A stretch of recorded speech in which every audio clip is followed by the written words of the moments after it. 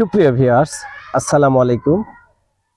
হয়রানিমূলক মামলা হয়েছে, সেক্ষেত্রে আপনি কি করবেন?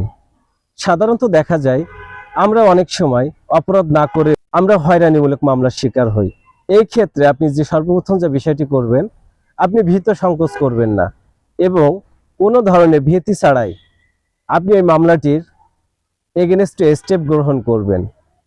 সাধারণত ওই মামলাটি যদি জামিনযোগ্য মামলা হয়, আপনি জামিন নেবেন এবং পরবর্তীতে যে বিষয়টি দেখা যায় সেটা হচ্ছে, যদি কেউ আপনার নামে হয়রানিমূলক এবং মিথ্যা মামলা করেই থাকে, ওই মামলাটিকে ওই ব্যক্তিকে প্রমাণ করতে হবে।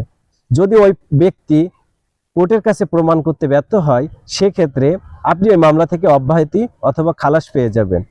সেজন্য নির্দ্বিধায় নির্বিঘ্নে ভীত না হয়ে আপনারা ওই মামলাটির সামনের পদক্ষেপটি গ্রহণ করবেন এবং পরবর্তীতে আশা করি এই হয়রানিমূলক মামলা থেকে নির্দ্বিধায় আপনি খালাস প্রাপ্ত হবেন অথবা অব্যাহতি পাবেন।